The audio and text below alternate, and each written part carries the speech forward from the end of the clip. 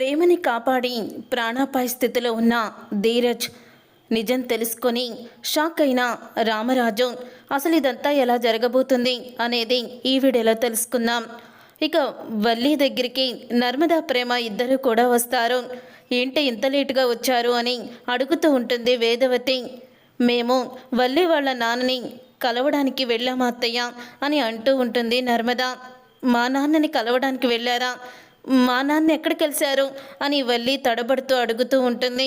అప్పుడే ఇక అంటూ ఉంటుంది నర్మద. అయితే మున్సిపల్ ఆఫీస్ పక్క సందులో ఇడ్లీలు అమ్ముకుంటూ మీ నాన్న కనిపించారు అని నర్మద అనగానే ఒక్కసారి అందరూ కూడా షాక్ అయిపోతూ ఉంటారు. ఏంటి ఇడ్లీలు అమ్ముకోవడం ఏంటి అని అడుగుతూ ఉంటుంది వేదవతి. వీళ్ళ నాన్న ఇడ్లీలు దోశలు అమ్ముకునేవాడత్తయ్య అని అంటూ ఉంటుంది నర్మద. అయితే అదేంటి మీ నాన్న ఫైనాన్సర్ అన్నారు, మీకు కోట్ల ఆస్తి ఉందన్నారు, మీ నాన్న రోడ్డు మీద టిఫిన్ అమ్ముకోవడం ఏంటి అని అడుగుతూ ఉంటాడు రామరాజు. అప్పుడే పక్కనే ఉన్న తిరుపతి అయితే మోసం చేసేశారు బావా, వీళ్ళు మనల్ని మోసం చేసేశారు, ఇడ్లీలు దోశలు అమ్ముకునే బ్యాచ్ వచ్చి మనం ఫైనాన్సర్ అంటూ అబద్ధం చెప్పి మనల్ని నిలువెల్లా ముంచేశారు అని తిరుపతి అయితే గట్టి గట్టిగా అరుస్తూ ఉంటాడు. అప్పుడే రామరాజు అయితే నువ్వు ఆగరా, ఏంటమ్మా ఇదంతా, నిజంగానే మీ నాన్న ఇడ్లీలు దోశలు అమ్ముకుంటున్నాడా? అంటే నువ్వు కోటీశ్వరాలువి కాదా? ఎందుకు మమ్మల్ని మోసం చేశారు అని రామరాజు అంటూ ఉంటాడు. అంటే మీరు కోటీశ్వర్లు కాదు, అంటే పెళ్లి ఖర్చు కూడా నా చేతే పెట్టించి నన్ను ఇంత మోసం చేస్తారా అని చందు అడుగుతూ ఉంటాడు. అప్పుడే పెళ్లి ఖర్చు ఏంటి అని అడుగుతూ ఉంటాడు రామరాజు.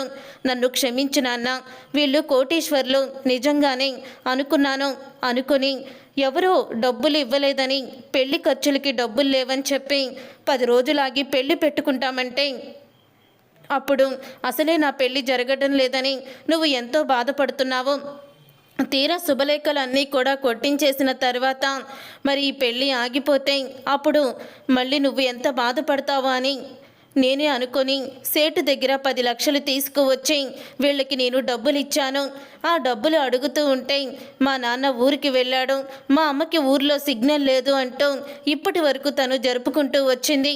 ఇప్పుడు నర్మదా చెప్తుంటే అర్థమవుతుంది ఆ 10 లక్షలు వీళ్ళు ఎక్కడి నుంచి తీసుకొచ్చి కడతారు, అందుకని ఫోన్ వినబడం లేదు, సిగ్నల్ లేదు, ఊర్లో లేరని వీళ్ళు అబద్ధం చెప్తున్నారు నాన్న అని చందు అయితే అంటూ ఉంటాడు. కనీసం నాకు ఒక్క మాట కూడా చెప్పకుండా నీ సొంత నిర్ణయాలు ఎలా తీసుకొని వాళ్ళకి నువ్వు 10 లక్షలు ఇచ్చావు అని అంటూ ఉంటే ఏం చేస్తాడండి? పెళ్ళి 10 రోజులు వాయిదా వేయమంటే మీరెక్కడ బాధపడతారా అని తను బాధపడు 10 లక్షలు తీసుకువచ్చి వాళ్ళ ఒళ్ళో పోశాడు. వాళ్ళు మోసం చేస్తారని వాడికేం తెలుసు, కోటీశ్వర్లే కదా, ఎప్పుడోకప్పుడు 10 రోజుల్లో డబ్బులు ఇచ్చేస్తారు అని అనుకున్నాడు తప్ప ఇలా మోసం చేస్తారని నిలువెల్లా ఇలాగా మనల్ని నయవంచన చేస్తారని అనుకోలేదు కదా. ఎంత నాటకం ఆడారు మీరు, శ్రీరామ శ్రీరామ ఎంత మోసం చేశారు అని వేదవతి అంటూ ఉంటుంది. అప్పుడు ఇక రామరాజు అయితే మమ్మల్ని ఇంత మోసం చేసిన నువ్వు ఈ ఇంట్లో ఒక్క నిమిషం కూడా ఉండడానికి వీల్లేదు, బయటికి పో అని అంటూ ఉంటాడు రామరాజు. మావయ్య గారండి నన్ను క్షమించండి, మా అమ్మ ఆడింది నాటకం నేను కాదు, నేను మనస్ఫూర్తిగానే చందు గారిని ప్రేమించాను, ఆయన లేకపోతే నేను బ్రతకలేను, నన్ను ఆయన్ని విడదీయకండి అని అంటూ ఉంటుంది వల్లి. అయితే రామరాజు కాళ్ళు పట్టుకొని అప్పుడే చందు అయితే మా నాన్న కాళ్ళు పట్టుకొని మనిద్దరం విడిపోకూడదని నువ్వు చెప్పినంత మాత్రాన ఈసారి మా నాన్న చెప్పినా కూడా నీ విషయంలో నేను రాజీపడను, ఎందుకంటే నువ్వు చేసిన నమ్మక ద్రోహం అలాంటిది అని అంటూ ఉంటాడు చందు. ఈ జీవితంలో నీ మొక్కు నాకు చూపించుకో, అసలు నువ్వు నా భార్యవే కాదు, మనిద్దరికీ జరిగింది పెళ్ళే కాదు, ఇంట్లో నుంచి వెళ్ళిపో, నువ్వు త్వరలోనే నీ దగ్గరికి విడాకుల పత్రాలు వస్తాయి, చూసి ఆనందపడు అని చందు అయితే మడపట్టుకొని వల్లిని బయటికి గెట్టేస్తూ ఉంటాడు. అప్పుడు ఇక వల్లి అయితే ఇదంతా కూడా తన ఊహ మాత్రమే, తను నర్మద అన్నీ వినేసిందని, ఒకవేళ నర్మద వాళ్ళ నాన్నని కనిపెట్టి తన గుట్టంతా రట్టు చేస్తుందని, నర్మద గురించి నిజం బయట పెడితే నర్మద ఎలా ఉంటుందో అని ముందుగానే ఊహించుకుంటుంది వల్లి. అయితే వామ్మో ఇలా జరిగితే ఏమున్నా ఉందా, బాని వదిలి నేను అస్సలు కూడా ఉండలేను, బాగా దూరం అయితే నేను బ్రతకగలనా, నేను బ్రతకలేను అని అనుకుంటూ ఉంటుంది. వల్లి అయితే ఏం చెయ్యాలి, ఏదోటి చేసి ఈ గండం నుంచి నేను గట్టెక్కాలి అని అనుకుంటూ ఉంటుంది. వల్లి అయితే అలా అనుకున్న వల్లి అప్పుడే ఇంకా వెంటనే వాళ్ళ అమ్మకైతే ఫోన్ చేస్తుంది. అమ్మ, నేను అసలు ఈ టెన్షన్ తట్టుకోలేకపోతున్నానే. అసలు ఏం చెప్తున్నాడో నీకు తెలుసా? ఒకవేళ మా అమ్మ వాళ్ళు డబ్బులు ఇవ్వకపోతే నిన్ను నీ కళ్ళకి కూడా కనిపించను అని చెప్తున్నాడే. ఏంటే ఇప్పుడేం చేస్తావు అని అంటూ ఉంటే అప్పుడే భాగ్యం, చూడమ్మడు, నేను ఒక ప్లాను వేసుకున్నాను, ఆ ప్లాన్ ప్రకారమే వెళ్దాము, నువ్వేమీ కంగారు పడకు, నేను 2 రోజులాగి మీ ఇంటికి వస్తాను అని అంటూ ఉంటుంది. భాగ్యం, ఏం ప్లాన్ చేసుకున్నావే? కనీసం ఆయనతో ఫోన్లో మాట్లాడి 2 రోజుల్లో ఇచ్చేస్తాను అల్లుడు అని అన్న చెప్పు, ఆయన కొంచెం కుదుట పడతారు అని అంటూ ఉంటుంది. వల్లి అయితే సరే నేను చెప్తానులే, అల్లుడు గారికి ఫోన్ చేసి నేనేం చెప్పాలో అదే చెప్తాను అని భాగ్యం అయితే అంటూ ఉంటుంది. ఇక భాగ్యం అన్న మాటకి అప్పుడే వల్లి అయితే కొంచెం కుదుట పడుతుంది. తర్వాత ఇక ప్రేమ అయితే బయట ఎంత వద్దన్నా సరే డ్యాన్స్ స్కూల్ నడుపుతూ ఉంటుంది. అలా డ్యాన్స్ స్కూల్ నడిపి కొంత ధీరజ్కి సహాయంగా ఉండాలని తనైతే అనుకుంటూ ఉంటుంది. డ్యాన్స్ స్కూల్కి వెళ్ళి తన ఇంటికైతే తిరిగి వస్తుంది. అలా ఇంటికి తిరిగి వచ్చిన తర్వాత అప్పుడే ప్రేమని చూసి ధీరజ్ అయితే అంటూ ఉంటాడు, ఏయ్ ఎక్కడికి వెళ్ళొస్తున్నావు నువ్వు అని అడుగుతూ ఉంటే ఫ్రెండ్ ఇంటికి వెళ్ళొస్తున్నాను అని అంటూ ఉంటుంది. ప్రేమ, ఫ్రెండ్ ఇంటికా? ఇప్పుడు ఈ టైంలో ఫ్రెండ్ ఇంటికి ఏంటి? నువ్వు ఎగ్జామ్స్ అయ్యాక కాలేజీ అంతా కూడా అయిపోయింది కదా, మళ్ళీ ఫ్రెండ్ ఇంటికని ఎందుకు వెళ్తున్నావు?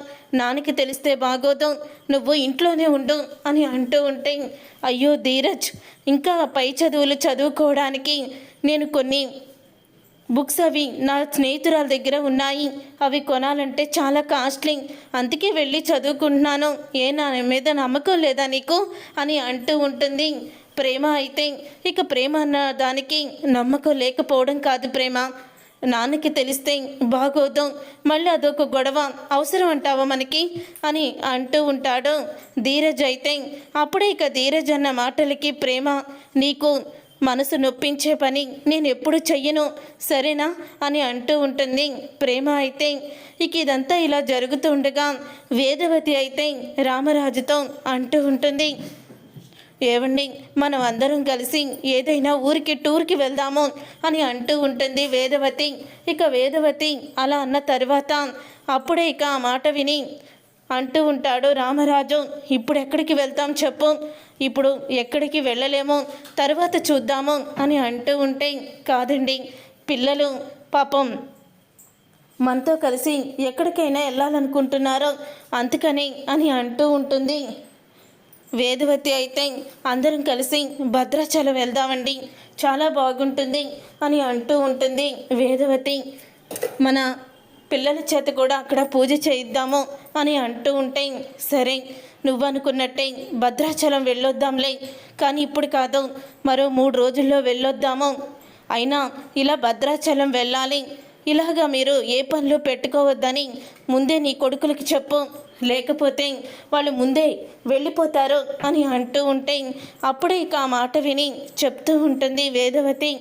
సరేనండి నేను చెప్తానులే అని వేదవతి అంటూ ఉంటుంది.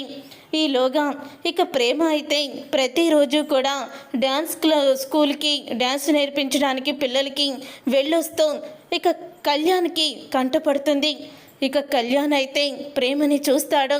ఇక ప్రేమని చూసి, ఇది నా జీవితాన్ని సగం నాశనం చేసింది, ఇప్పుడు దీన్ని నేను నాశనం చేస్తాను, ఆ ధీరజ్ గారిని పెళ్లి చేసుకుంటావా? ఆ రోజు ధీరజ్ గాడు నన్ను కొట్టి నాకు దగ్గర ఉన్న డబ్బులు అన్నీ కూడా పోయేలా చేశాడు, ఇప్పుడు నేను నీ జీవితాన్ని నాశనం చేసి ఆ ధీరజ్ గాడికి గుణపాఠం నేర్పుతాను అనుకుంటూ ఉంటాడు కళ్యాణ్ అయితే. ఇక కళ్యాణ్ అలా అనుకున్న తర్వాత, కానీ ప్రతిరోజు నిన్ను అబ్జర్వ్ చేస్తూ తర్వాత నీ పని చెప్తాను అని అంటూ అక్కడి నుంచి కళ్యాణ్ అయితే వెళ్ళిపోతాడు. తర్వాత ఇక ధీరజ్ అయితే అసలు ప్రేమ రోజు ఎక్కడికి వెళ్ళొస్తుంది, తను ఏ ఉద్యోగమో చెయ్యట్లేదు కదా, నాన్నకి తెలియకుండా ఇలా ఉద్యోగం సద్యోగం చేస్తే తర్వాత నాన్న మమ్మల్ని ఇంట్లో నుంచి గెంటేయడం ఖాయం, ఏదోటి చెయ్యాలి, ఏదోటి చేసి నేను వెంటనే సమాధానం తెలుసుకోవాలి, ప్రేమ ఏం చెప్తుందో ప్రేమని ఫాలో అవుతూ వెళ్ళాలి అని అనుకుంటూ ఉంటాడు ధీరజ్. అయితే ఇక ప్రేమ అయితే ఇంటి నుంచి బయలుదేరేటప్పుడు ఆ రోజు డ్రైవింగ్కి వెళ్లకుండా ప్రేమని ఫాలో అవుతూ ఉంటాడు. అలా ప్రేమని ఫాలో అవుతూ ఉన్నప్పుడే అదే రోజు ప్రేమ జీవితాన్ని నాశనం చేయాలని కళ్యాణ్ అయితే స్కెచ్ వేసుకుంటాడు. అప్పుడే ఇక ధీరజ్ ప్రేమ వెనకాల కనిపించకుండా వెళ్తూ ఉంటే ఇంతలో ఇక ప్రేమకి ఎదురుగా కళ్యాణ్ అయితే నిలబడతాడు. అప్పుడే కళ్యాణ్ని చూసి ప్రేమ ఒక్కసారి షాక్ అయిపోతూ ఉంటుంది. నువ్వా, ఎందుకు వచ్చావు నువ్వు అని అడుగుతూ ఉంటుంది. నేను ఎందుకు వచ్చానో నీకు తర్వాత చెప్తాను. నీ మొగుడు వల్ల నా జీవితం నాశనం అయిపోయింది, పని పాటు లేదు, చేతిలో డబ్బులు లేవు. ఆ రోజు నీ నగలతో చెక్కేద్దాం అనుకున్నాను, కానీ వాడు సరైన సమయానికి వచ్చి ప్లాన్ అంతా అప్సెట్ చేసి నీ మెడలో తాళి కట్టేశాడు. ఇటు నువ్వు దక్కలేదు, అటు డబ్బు దక్కలేదు. అందుకని ఇప్పుడు నేను నిన్ను నా సొంతం చేసుకోవాలని వచ్చాను అని అంటూ ఉంటాడు. కళ్యాణ్ అయితే ఏం మాట్లాడుతున్నావురా, నువ్వు నన్ను సొంతం చేసుకుంటావా, ఎలా సొంతం చేసుకుంటావు, నా భర్తకి తెలిసిందంటే నిన్ను నెలవల్ల నరికేస్తాడు అని అంటూ ఉంటుంది ప్రేమ. అప్పుడే ఇక నిన్ను రోజు ఇలా అబ్జర్వేషన్ చేస్తూనే ఉన్నాను, నువ్వు వెళ్ళి రావడం, నీ వెనకాల ఎవరైనా వస్తున్నారేమో అని, కానీ నీ వెనకాల ఎవ్వరూ రావడం లేదు. అంటే నువ్వు ఒంటరిగానే వస్తున్నావని తెలిసే ఇక్కడ కాపు కాశాను. ఈరోజు నా నుంచి నిన్ను ఎవ్వరు కూడా కాపాడలేరే ప్రేమ అని అంటూ ఉంటాడు కళ్యాణ్. అయితే ఇక కళ్యాణ్ అన్న మాటకి అప్పుడే ఇంకా ఒక్కసారి ధీరజ్ అయితే కళ్యాణ్ వైపుకి వెళ్తాడు. ఏంట్రా, నువ్వేంట్రా నా భార్య జీవితాన్ని నాశనం చేసేది, నా భార్యకి నేనుండగా తనకి ఏదైనా జరగనిస్తాననుకుంటున్నావా అని అంటూ సడన్ ఎంట్రీ ఇచ్చేస్తాడు ధీరజ్. అయితే అప్పుడే ఇక ధీరజ్ సడన్ ఎంట్రీ ఇవ్వడంతో ప్రేమ ఎంతో ఆనందపడుతూ ఉంటుంది. ఇప్పుడు చెప్పరా, ఒంటరిగా ఉన్న ఆడదాని జీవితాన్ని నాశనం చేయడానికి వచ్చిన పెద్ద మగోడు అనుకుంటున్నావా, ఇప్పుడు నా భర్తతో తలపడి అప్పుడు చెప్పు అని అంటూ ఉంటుంది ప్రేమ. అప్పుడే ఇక కళ్యాణ్ అయితే ఈరోజు మీ ఇద్దరిని పైకి పంపించకుండా నేనెందుకు వెళ్తానురా అని కళ్యాణ్ అయితే కత్తి తీస్తాడు. దూరం నుంచి రామరాజు ఫ్రెండ్ అయితే వాళ్ళని చూస్తాడు. అప్పుడే రామరాజుకి ఫోన్ చేస్తాడు. రామరాజుకి ఫోన్ చేసి ఇక్కడ ధీరజు ఎవరితో గొడవ పడుతున్నాడ్రా, ప్రేమ కూడా ఉంది, అవతల వ్యక్తి దగ్గర కత్తి ఉంది అని అంటూ ఉంటే అప్పుడే రామరాజు అయితే చందుని సాగర్ని తీసుకొని అక్కడికైతే బయలుదేరుతాడు. అప్పుడే ఇక కళ్యాణ్ అయితే ధీరజ్ ఇద్దరు కూడా కొట్టుకుంటూ ఫైట్ చేసుకుంటూ ఉండగా ఇక కళ్యాణ్ ధీరజ్ని కత్తితో కడుపులో అయితే పొడి చేస్తాడు. ఒక్కసారి ప్రేమ ధీరజ్ అంటూ గట్టిగా అరుస్తుంది. ఇక దాంతో కళ్యాణ్ అయితే రే ఇప్పుడు చావరా నువ్వు అని కళ్యాణ్ మరొక పోటు పొడుస్తాడు కత్తితో. ప్రేమ అయితే అక్కడే ఉన్న ఒక బండరాయిని తీసుకొని కళ్యాణ్ మీదకి విసిరబోతూ ఉంటే కళ్యాణ్ అక్కడి నుంచి పారిపోతాడు. కళ్యాణ్ అక్కడి నుంచి పారిపోయిన తర్వాత ధీరజ్ అంటూ ఇక ఏడుస్తూ ఉంటుంది ప్రేమ. అయితే ఇక రామరాజు, చందు, సాగర్ ముగ్గురు కూడా అక్కడికి వచ్చేస్తారు. దూరంగా ధీరజ్ రక్తపు మడుగులో ఉండడం చూసి చిన్నోడా అంటూ ఇక ముగ్గురు కూడా పరిగెత్తుకుంటూ వెళ్తారు ధీరజ్ దగ్గరికి. ఏమైందమ్మా, ఏమైంది అని అడుగుతూ ఉంటాడు. రామరాజు అయితే రే పెద్దోడా, నడిపోడా, పట్టండ్రా, హాస్పిటల్కి తీసుకువెళ్దాం అని ధీరజ్ని హాస్పిటల్కి అయితే తీసుకువెళ్తారు. అలా ధీరజ్ని హాస్పిటల్కి తీసుకువెళ్ళిన తర్వాత అప్పుడే ఇక తనకి చాలా బ్లడ్ పోయిందని డాక్టర్ అయితే బ్లడ్ కావాలని చెప్తారు. కానీ తన బ్లడ్ గ్రూప్ ఎక్కడ ఉండదు. ఇంతలో ప్రేమ వచ్చి నాది అదే సేమ్ బ్లడ్ గ్రూపే, నేను ఇస్తాను అని అంటూ ఉంటుంది. అప్పుడే ప్రేమ బ్లడ్ కూడా ఇస్తుంది. ఇంతలో వేదవతి, నర్మద అయితే హాస్పిటల్కి వస్తారు. అసలు మీరెవరితో గొడవ పడ్డారు, ఎవరు వాడు అని అడుగుతూ ఉంటాడు రామరాజు. అయితే అప్పుడే ప్రేమ నన్ను ప్రేమించినవాడు నన్ను మోసం చేసినవాడు అని అంటూ ఉంటుంది. ప్రేమ అయితే ఒక్కసారి రామరాజు షాక్ అయిపోతూ నువ్వు ప్రేమించింది చిన్నోడిని కదా అని అంటూ ఉంటాడు.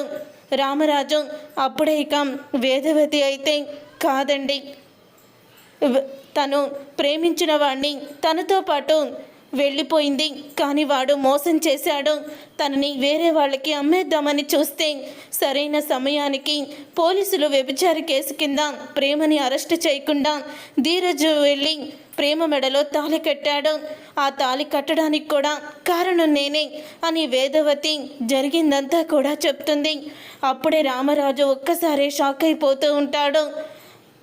తనే ప్రేమని ప్రేమించి పెళ్లి చేసుకొని వచ్చి తన మాటకి ఎదురు చెప్పాడని, తనకి సమస్యని తీసుకువచ్చాడని ఆ రోజు రామరాజు ధీరజ్ని అన్న మాటలన్నీ కూడా గుర్తు చేసుకొని కుమిలిపోతూ ఉంటాడు.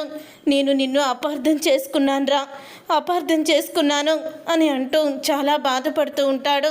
చూసారుగా ఫ్రెండ్స్, మరి రాబోయే కథలో ధీరజ్ పరిస్థితి ఎలా ఉంటుంది, అసలు ఏం జరగబోతుంది అనేది రాబోయే కథలో తెలుసుకుందాం. ఈ వీడియో మీకు నచ్చిందా?